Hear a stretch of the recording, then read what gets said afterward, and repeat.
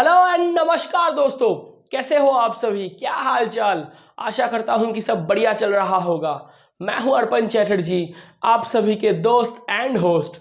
स्वागत करता हूं आप सभी को आप सभी के प्यारे चैनल केमिस्ट्रियंस असेंबल में। आज हम पढ़ेंगे हेलो एडिन्स।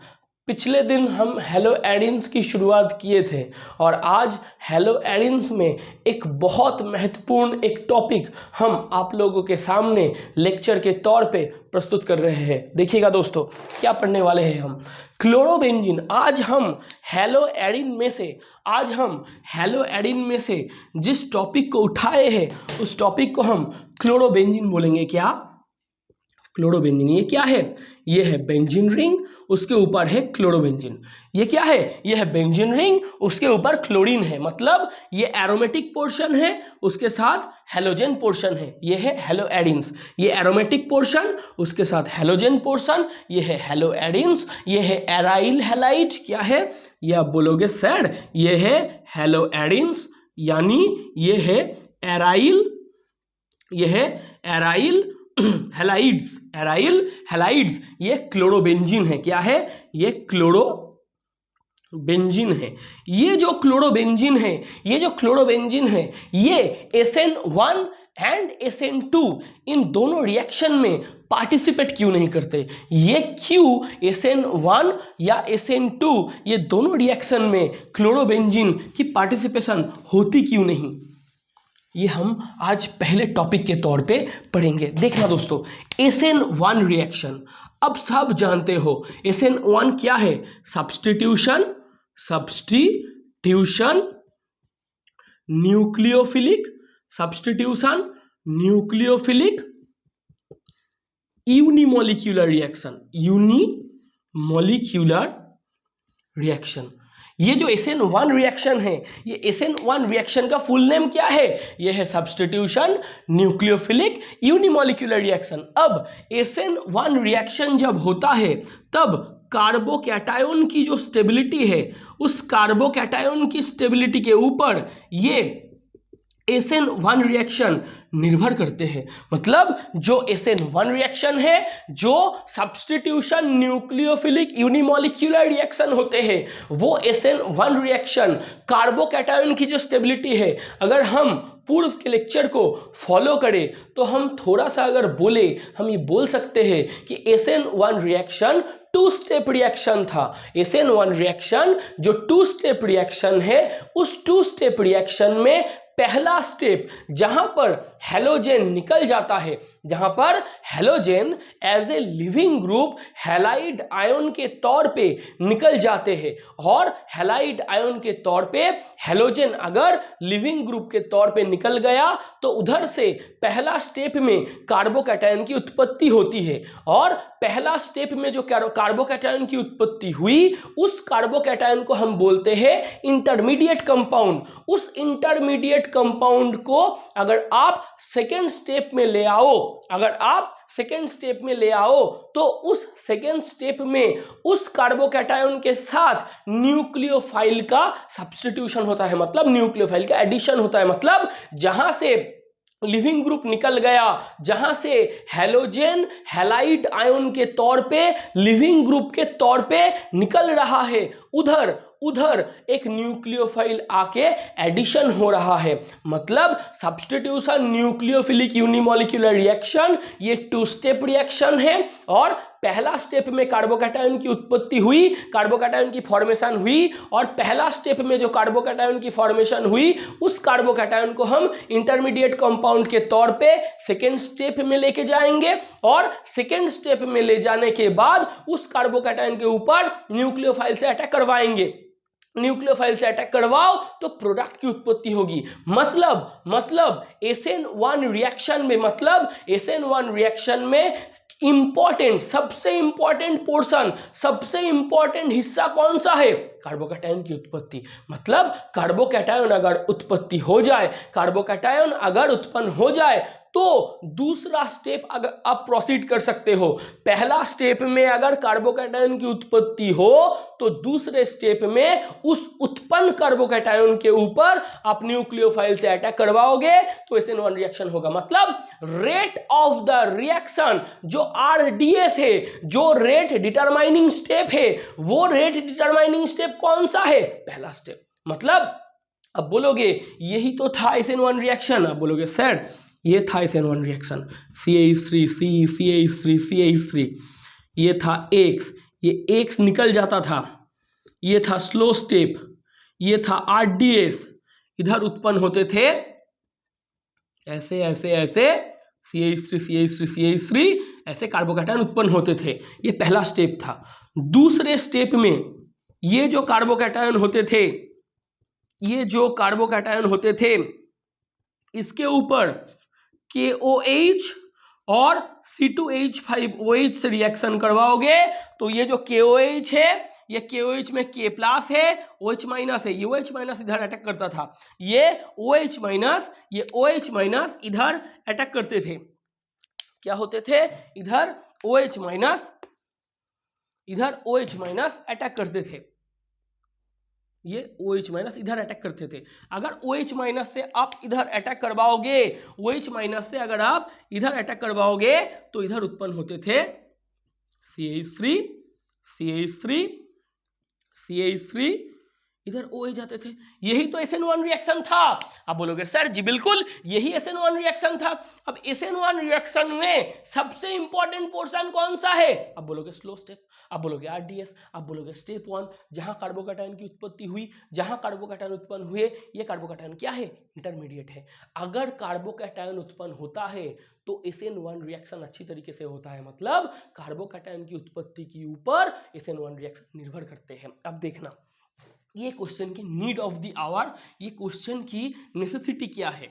अब किसको देख रहे हो? कार्बोकैटायन की स्टेबिलिटी अगर हुई, कार्बोकैटायन की स्टेबिलिटी अगर हुई तो SN1 रिएक्शन अच्छी तरीके से होगा। अब क्लोरोबेंजीन को लो, किसको लो? क्लोरोबेंजीन को लो। ये है क्लोरोबेंजीन, Cl के ऊपर ये तीनों लोन पेयर, ये लोन पेयर ऐसे घूमेंगे। अगर लोन पेयर ऐसे घूमे तो क्या होगा? इधर आएगा डबल बॉन्ड, Cl के ऊपर आएगा प्लस चार्ज, ये घूम के आएगा इधर, ये ऐसे रहेगा। अब बोलोगे जी बिल्कुल ये ऐसे रहेगा। ये घूम के आएगा इधर, ये घूम के जाएगा इधर, तो उत्पन्न हो गए ये, तो उत्पन्न होगा ये ऐसा उत्पन्न होगा। ये घूम के जाएगा इधर, ये घूम के जाएगा इधर, ये घूम के जाएगा इधर, तो क्या उत्पन्न होगा? अब बोलोगे ये उत्पन्न होगा, ये उत्पन्न होगा। ये घूम के जाएगा इधर, ये घूम के जाएगा इधर, तो क्या उत्पन्न होगा? ये उत्पन्न होगा। देखना दोस्तों ये बहुत इंपॉर्टेंट है। ये क्लोरोबेंजीन का रेजोनेंस है। ये क्या है? ये 1 number structure, 2 number structure, 3 number structure, 4 number structure या 5 नंबर स्ट्रक्चर, ये क्लोरोबेंजीन की रेजोनेंस है। अगर आप क्लोरोबेंजीन की रेजोनेंस देखोगे तो क्लोरोबेंजीन में जो क्लोरीन एटॉम है, क्लोरोबेंजीन में जो क्लोरीन एटॉम है, उस क्लोरीन एटॉम में जो लोन पेयर इलेक्ट्रॉन है, वो lone pair electron through out the benzene ring delocalisation होते हैं। क्या होते हैं? आप बोलोगे क्लोरोबेंजीन में जो क्लोरीन एटॉम है उसके ऊपर जो लोन पेयर इलेक्ट्रॉन है, वो लोन पेयर इलेक्ट्रॉन उसका through out the benzene ring delocalisation होते हैं। अगर through out the benzene ring chlorine के ऊपर जो लोन पेयर है उसका डिलोकलाइजेशन हुआ तो ये पांचों कॉनोनिकल फॉर्म्स ड्रॉ होंगे। ये पांचों कॉनोनिकल फॉर्म से क्या है? आप बोलोगे ये कॉनोनिकल, मेसोमेरिक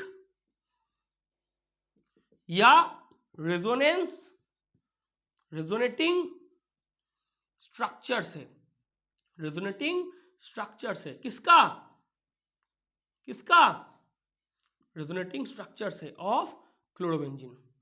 क्लोरोबेंजीन का जो रेजोनेंस है उस क्लोरोबेंजीन की रेजोनेंस में ये पांचों कैनोनिकल फॉर्म है, मेसोमेरिक फॉर्म है, रेजोनेटिंग स्ट्रक्चर है। ये जो पांचों स्ट्रक्चर हुआ, ये पांचों स्ट्रक्चर को अगर आप बहुत अच्छी तरीके से, महीन तरीके से देखोगे, गौर करोगे, तो आपको पता चल जाएगा कि 2 नंबर, 3 नंबर और 4 नंबर जो स्ट्रक्चर है, कौन सी स्ट्रक्चर?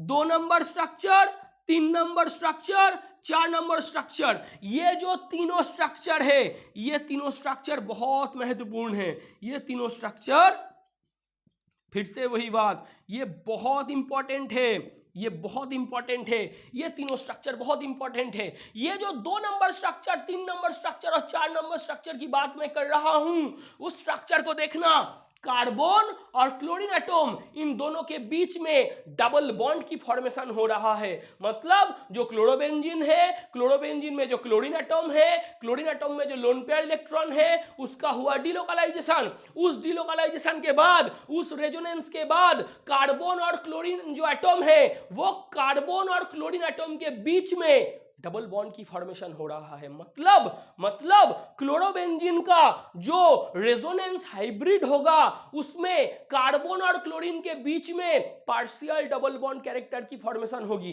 क्या होगी? कि हम बोल सकते हैं कि ये जो रेजोनेंस हुआ, इस रेजोनेंस के बाद क्लोरीन एटम के ऊपर जो लोन पेयर इलेक्ट्रॉन था, वो लोन पेयर इलेक्ट्रॉन क्या होगा? वो लोन पेयर इलेक्ट्रॉन घूमेगा। तो delocalisation of the lone pair electron होगा कहां? Through out the benzene ring. उससे 2 number structure, 3 number structure, 4 number structure में क्या होगा? कार्बन और क्लोरीन के बीच में डबल बॉन्ड कैरेक्टर की फॉर्मेशन होगी। क्या होगी? डबल बॉन्ड कैरेक्टर की फॉर्मेशन होगी। अब देखना, डबल बॉन्ड कैरेक्टर की फॉर्मेशन होगी तो हम बोलेंगे ये है रेजोनेंस हाइब्रिड। ये देखना, ये क्लोरीन था, ये आया पार्शियल डबल बॉन्ड कैरेक्टर, ये क्लोरीन के ऊपर आया पार्शियल पॉजिटिव चार्ज, ये पूरा बेंजीन रिंग के ऊपर आया नेगेटिव चार्ज। ये क्या है? ये है रेजोनेंस हाइब्रिड। ये है रेजोनेंस हाइब्रिड ऑफ क्लोरोबेंजीन। देखना दोस्तों, बहुत अच्छी तरीके से देखना। ये स्ट्रक्चर को देखो, कार्बन और क्लोरीन एटम के बीच में आया 2, 3 और 4, ये तीनों स्ट्रक्चर में कार्बन और क्लोरीन एटम के ऊपर आया डबल बॉन्ड। मतलब 1 और 5 में सिंगल बॉन्ड, 2, 3 और 4 में डबल बॉन्ड। अगर तीनों स्ट्रक्चर में डबल बॉन्ड हुआ तो जो रेजोनेंस हाइब्रिड की फॉर्मेशन होगी, उधर पार्शियल डबल बॉन्ड कैरेक्टर होगा। कार्बन और क्लोरीन के बीच में क्या है? आप बोलोगे कार्बन। ये जो रेजोनेंस हाइब्रिड है, इस रेजोनेंस हाइब्रिड में जो कार्बन और क्लोरीन एटम है, इसके ऊपर पार्शियल डबल बॉन्ड कैरेक्टर है। क्या है? पार्शियल डबल बॉन्ड कैरेक्टर है। और ये जो क्लोरीन एटम है, इसके ऊपर पार्शियल पॉजिटिव चार्ज है। क्या है? पार्शियल पॉजिटिव चार्ज है। तो देखना 2 नंबर, 3 नंबर, 4 नंबर स्ट्रक्चर, 2, 3 और 4, ये तीनों स्ट्रक्चर के बदौलत ये पूरा कहानी बिल्डअप हो रहा है। 2, 3, 4 में कार्बन और क्लोरीन के बीच में डबल बॉन्ड है, इसलिए हुआ पार्शियल डबल बॉन्ड कैरेक्टर। 2, 3, 4 में क्लोरीन के ऊपर प्लस है, इसलिए हुआ पार्शियल पॉजिटिव चार्ज। ये जो क्लोरीन के ऊपर पार्शियल पॉजिटिव चार्ज हो रहा है, इसको आप डेल्टा प्लस के तौर पे लिखते हो। अब देखना, कार्बन और क्लोरीन के ऊपर क्या बॉन्ड? Partial double bond. तो ये बॉन्ड की जो स्ट्रेंथ है वो इंक्रीमेंट हो रहा है। मतलब ये जो कार्बन और क्लोरीन है, ये जो दोनों बॉन्ड है, ये दोनों बॉन्ड के बीच में जो बॉन्ड एनर्जी है, जो बॉन्ड डिसोसिएशन एनर्जी है, जो बॉन्ड स्ट्रेंथ है, वो बढ़ रहा है। अगर वो बढ़ गया तो कार्बन और क्लोरीन का बॉन्ड टूटेगा? नहीं टूटेगा। कार्बन और क्लोरीन का बॉन्ड अगर नहीं टूटा तो chlorine atom as a leaving group bond को छोड़ के निकलेगा? नहीं निकलेगा। अगर क्लोरीन एटम नहीं निकल गया तो कार्बोकैटायन की फॉर्मेशन होगी? नहीं होगी।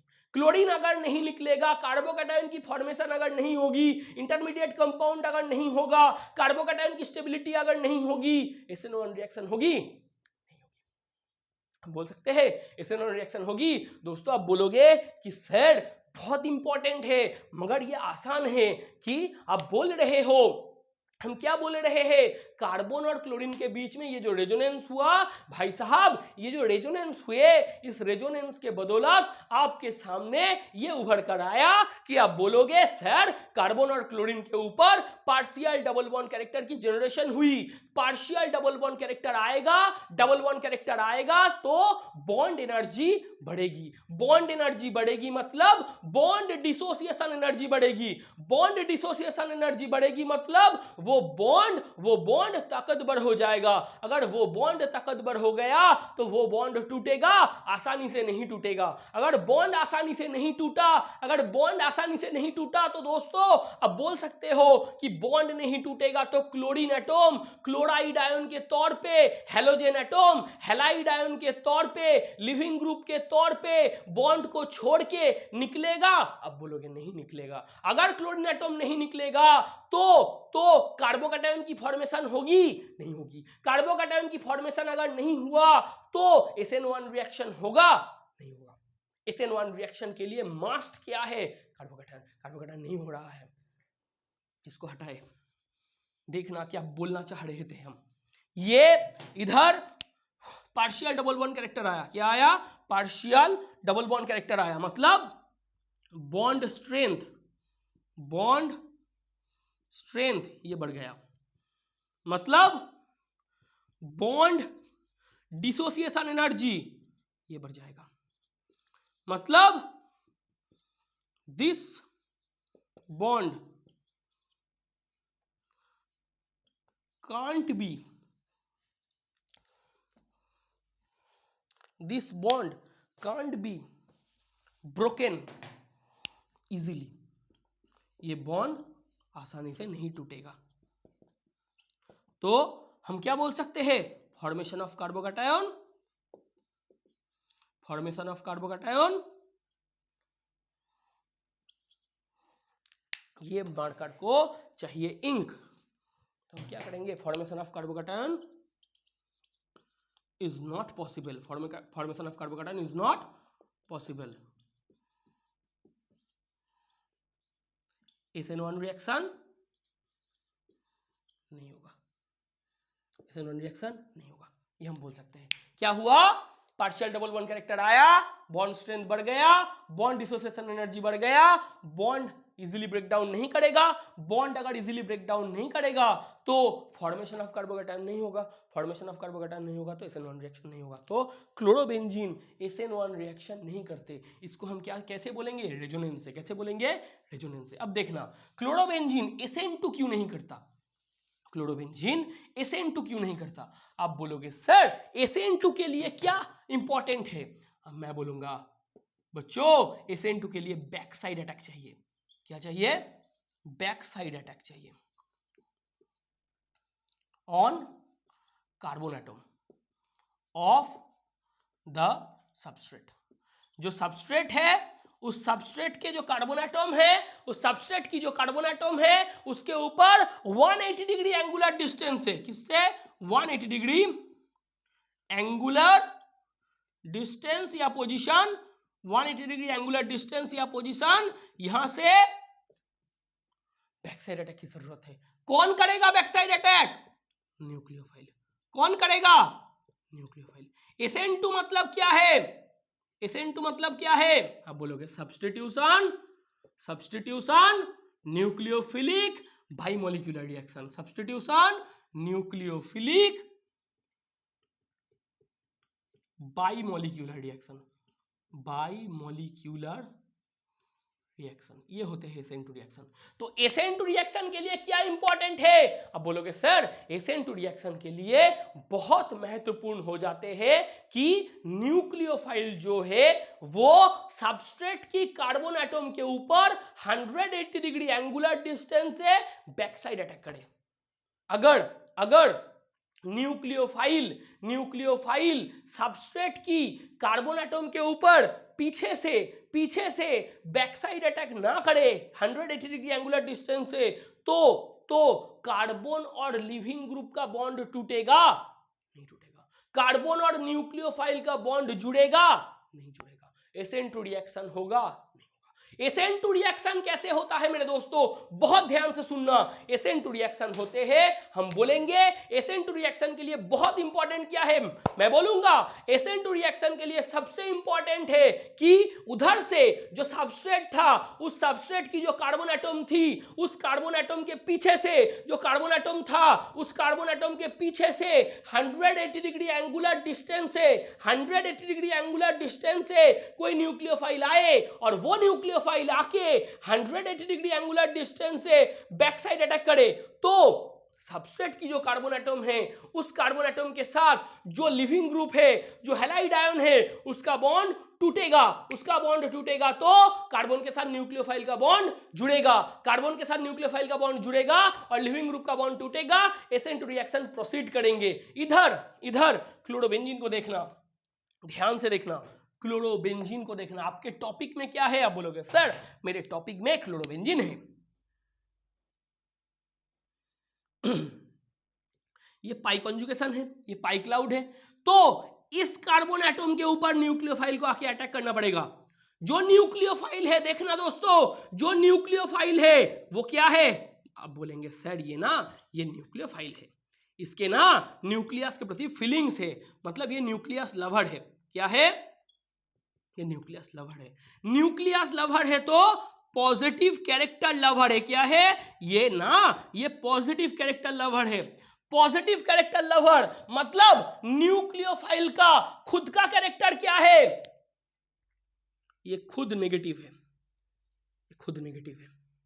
अब बोलोगे सर न्यूक्लियोफाइल है, न्यूक्लियोफाइल मतलब न्यूक्लियस को ढूंढ रहा है, न्यूक्लियोफाइल मतलब न्यूक्लियस के प्रति फीलिंग्स है, मतलब न्यूक्लियस के प्रति ये आसक्त है, मतलब ये जो न्यूक्लियोफाइल है, ये न्यूक्लियोफाइल न्यूक्लियस लवर है। न्यूक्लियस लवर मतलब न्यूक्लियस क्या है, पॉजिटिव कैरेक्टर, मतलब ये पॉजिटिव कैरेक्टर लवर है। ये पॉजिटिव कैरेक्टर लवर हुआ तो पॉजिटिव कैरेक्टर के प्रति प्यार किसको होता है, नेगेटिव कैरेक्टर को। तो न्यूक्लियोफाइल का खुद का कैरेक्टर क्या है, आप बोलोगे सर ये नेगेटिव है, ये नेगेटिव है। इधर ये जो बेंजीन रिंग है, ये जो बेंजीन रिंग है, इस बेंजीन रिंग के भीतर पाई क्लाउड है। क्या है, आप बोलोगे सर इधर ना पाई क्लाउड है, इधर ना पाई कॉन्जुगेशन है। क्या है, इधर पाई क्लाउड है या इधर पाई कॉन्जुगेशन है, मतलब ये जो स्फीयर है, जो बेंजीन रिंग के भीतर, जो बेंजीन रिंग के अंदर पाई क्लाउड है, पाई कॉन्जुगेशन है, ये भी तो नेगेटिव है, ये भी तो नेगेटिव है। तो अगर कोई न्यूक्लियोफाइल आके ऐसे अटैक करे, कौन सी कार्बन एटम के ऊपर, इस कार्बन एटम के ऊपर, किसके ऊपर, ये वाला कार्बन एटम के ऊपर, ये अटैक संपन्न होगा, ये अटैक संपन्न होगा। आप बोलोगे सर कैसे बच्चों वाली हरकत कर रहे हो, न्यूक्लियोफाइल है, ये नेगेटिव है, ये पाई क्लाउड पाई कॉन्जुगेशन है, ये भी नेगेटिव है। तो भाई साहब नेगेटिव और नेगेटिव इन दोनों के बीच में रिपल्सन फोर्स आ जाएगा। क्या आ जाएगा, रिपल्सन फोर्स आ जाएगा। तो नेगेटिव के बीच में अगर रिपल्सन फोर्स आ गया, तो अगर ये जो नेगेटिव है न्यूक्लियोफाइल जो कि नेगेटिव है, ये जो बेंजीन रिंग है उसके अंदर जो पाई क्लाउड है, जो पाई कॉन्जुगेशन है वो भी नेगेटिव है, तो ये न्यूक्लियोफाइल अगर जाके अटैक करे तो नेगेटिव और नेगेटिव के बीच में रिपल्सन आ जाएगा, रिपल्सिव फोर्स आ जाएगा। अगर रिपल्सिव फोर्स आ गया तो, अगर रिपल्सिव फोर्स आ गया तो न्यूक्लियोफाइल इधर से 180 डिग्री एंगुलर डिस्टेंस से ये जो सबस्ट्रेट है उसकी कार्बन एटम के ऊपर बैक साइड अटैक कर पाएगा, नहीं कर पाएगा। तो कार्बन और क्लोरीन का जो बॉन्ड है, जो कार्बन और क्लोरीन का बॉन्ड है, ये बॉन्ड टूटेगा, बोलोगे नहीं टूटेगा। ये अटैक होगा, अब बोलोगे नहीं होगा। तो ये न्यूक्लियोफाइल जाके इधर से पीछे से बैक साइड अटैक कर पाएगा, नहीं कर पाएगा। बैक साइड अटैक नहीं कर पाया तो कार्बन और क्लोरीन का बॉन्ड टूटेगा, नहीं टूटेगा। कार्बन और लिविंग ग्रुप का बॉन्ड नहीं टूटेगा तो SN2 रिएक्शन नहीं होगा, SN2 रिएक्शन नहीं होगा। तो क्लोरोबेंजीन ना तो SN1 करते हैं ना तो SN2 करते हैं। ये बहुत इंपॉर्टेंट टॉपिक है। और एक चीज को देखना, और एक चीज को देखना, ये जो क्लोरोबेंजीन है इसका और एक बार रेजोनेंस को ड्रॉ करो।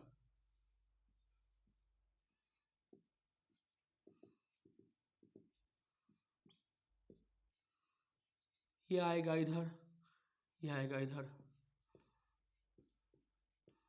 ये डबल बॉन्ड सीएल के ऊपर आएगा प्लस, ये आएगा इधर इधर इधर, ये आएगा इधर, ये आएगा इधर, ये डबल बॉन्ड सीएल के ऊपर प्लस, ये आएगा इधर, ये आएगा इधर, ये आएगा इधर, ये जाएगा इधर, ये जाएगा इधर, ये डबल बॉन्ड सीएल के ऊपर प्लस, ये इधर, ये आया इधर, ये आया इधर, ये आएगा इधर, ये आएगा इधर, तो ये खोल के जाएगा इधर।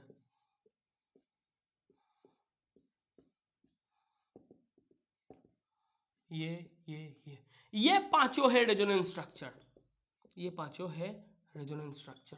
बहुत ध्यान से देखना, बहुत ध्यान से देखना। इसकी अगर रेजोनेंस हाइब्रिड को ड्रॉ करो तो ऐसा होता है, सीएल के ऊपर डेल्टा प्लस, ये पूरा नेगेटिव, ये पूरा नेगेटिव, ये क्या है, ये इसका रेजोनेंस हाइब्रिड है। क्या है ये, इसका रेजोनेंस हाइब्रिड है। तो क्लोरोबेंजीन का रेजोनेंस हाइब्रिड क्या है, ये क्लोरोबेंजीन का रेजोनेंस हाइब्रिड है। और ये क्या है, ये पांचों रेजोनेटिंग स्ट्रक्चर है, ये पांचों मेसोमेरिक फॉर्म है। तो देखना दोस्तों, बहुत ध्यान से देखना, बहुत बारीकी से देखना। ये क्लोरोबेंजीन का रेजोनेंस स्ट्रक्चर हमने ड्रॉ कर दिया। अब ये जो क्लोरोबेंजीन है इसको असल में ड्रॉ करो। ये है क्लोरोबेंजीन, ये है क्लोरीन एटम। अब क्लोरीन, क्लोरीन इसमें क्या है, इलेक्ट्रोनेगेटिविटी है। इलेक्ट्रोनेगेटिविटी है तो ये सिग्मा बॉन्डेड इलेक्ट्रॉन पेयर को अपने तरफ खींचेगा, सिग्मा बॉन्डेड इलेक्ट्रॉन पेयर इसको अपने तरफ खींचेगा ऐसे। अब बोलोगे सर इधर क्या हो रहा है, इधर क्या हो रहा है, क्लोरोबेंजीन में जो क्लोरीन एटम है वो क्लोरीन एटम उसका इलेक्ट्रोनेगेटिविटी ज्यादा है। इलेक्ट्रोनेगेटिविटी ज्यादा हुआ तो ड्यू टू द और according to the definition of electronegativity chlorine atom sigma bonded electron pair को अपने तरफ खींचेगा। तो क्लोरीन एटम अगर सिग्मा बॉन्डेड इलेक्ट्रॉन पेयर को अपने तरफ खींचने लग जाए तो क्लोरीन एटम के पास पुलिंग पावर है। क्या है, इसके पास पुलिंग पावर है। पुलिंग पावर है तो इसके पास माइनस आई इफेक्ट है। क्या है, इसके पास माइनस आई इफेक्ट है।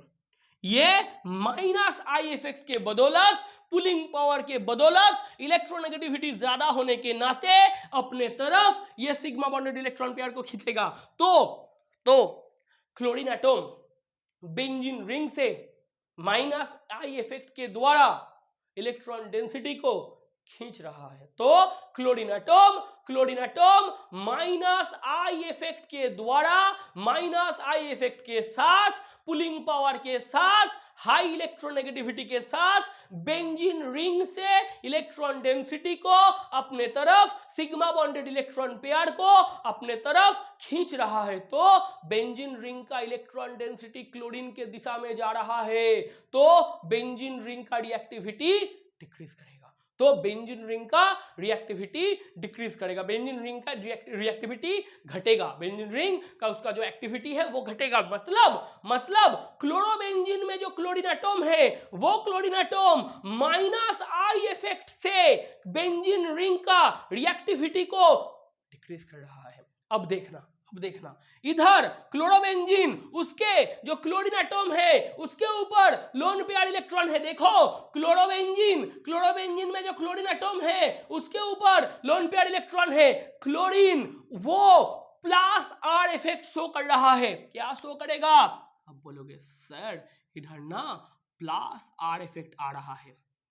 ये बहुत महत्वपूर्ण है, एक है माइनस आई इफेक्ट, एक है प्लस आर इफेक्ट। मतलब क्लोरोबेंजीन में जो क्लोरीन एटॉम है वो क्लोरीन एटॉम उसके ऊपर है लोन पेयर इलेक्ट्रॉन, वो लोन पेयर इलेक्ट्रॉन को क्लोरोबेंजीन का क्लोरीन एटॉम अपने ऊपर का जो लोन पेयर इलेक्ट्रॉन है उसको बेंजीन रिंग के अंदर, बेंजीन रिंग के भीतर डिलोकलाइज करवा रहे हैं। मतलब lone pair electron of the chlorobenzene on chlorine atom will be delocalized throughout the benzene ring. अगर ये क्लोरीन एटॉम लोन पेयर को बेंजीन रिंग के दिशा में पुश करे तो प्लस आर इफेक्ट है। क्लोरीन के ऊपर क्या है? प्लस आर इफेक्ट है। इसके ऊपर अगर प्लस आर इफेक्ट है तो क्या होगा? इसके पास पुशिंग पावर है। ये पुश कर रहा है किसको? लोन पेयर इलेक्ट्रॉन को। कहां? Onto benzene ring, onto benzene ring. मतलब बेंजीन रिंग के दिशा में क्लोरोबेंजीन का क्लोरीन एटॉम अपने ऊपर जो लोन पेयर इलेक्ट्रॉन है उसको पुश कर रहा है और माइनस आई इफेक्ट से सिग्मा बॉन्डेड इलेक्ट्रॉन पेयर को अपने दिशा में खींच रहा है। अब माइनस आई इफेक्ट का पावर प्लस आर इफेक्ट से है ज्यादा, माइनस आई इफेक्ट का पावर प्लस आर इफेक्ट से है ज्यादा, तो माइनस आई इफेक्ट से खींचेगा, प्लस आर इफेक्ट से पुश करेगा। देखना बहुत अच्छी तरीके से देखना। यह है बेंजीन रिंग, इधर से माइनस आई इफेक्ट से क्लोरीन अपने तरफ इलेक्ट्रॉन को खींच रहा है, प्लस आर इफेक्ट से बेंजीन रिंग के तरफ इलेक्ट्रॉन को पुश कर रहा है।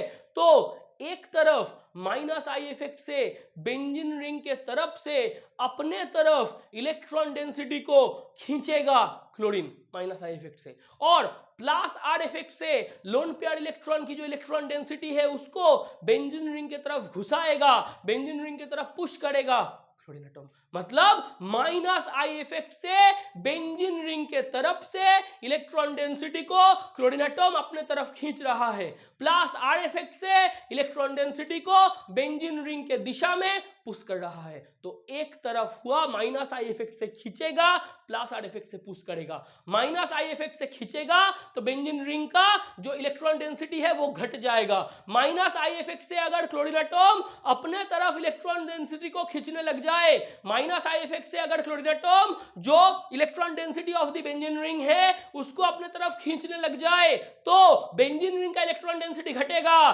बेंजीन रिंग का इलेक्ट्रॉन डेंसिटी घटेगा तो बेंजीन रिंग का रिएक्टिविटी डिक्रीज करेगा।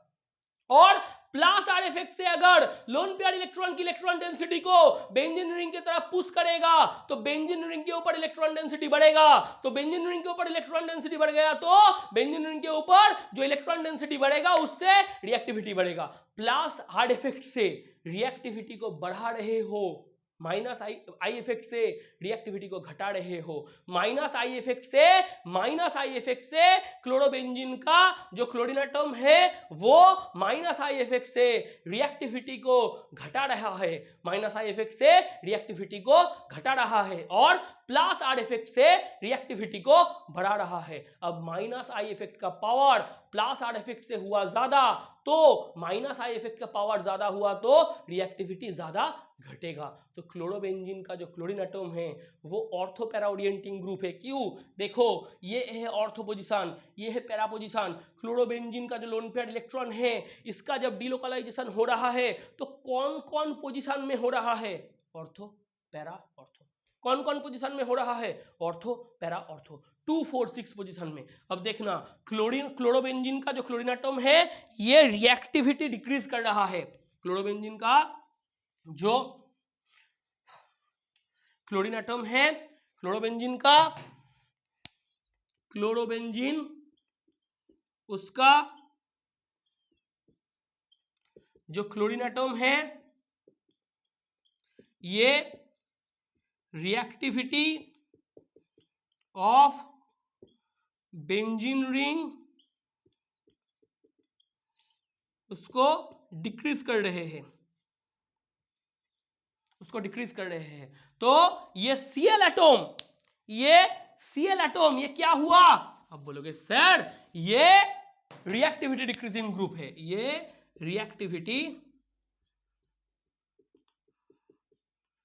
डिक्रीजिंग ग्रुप है।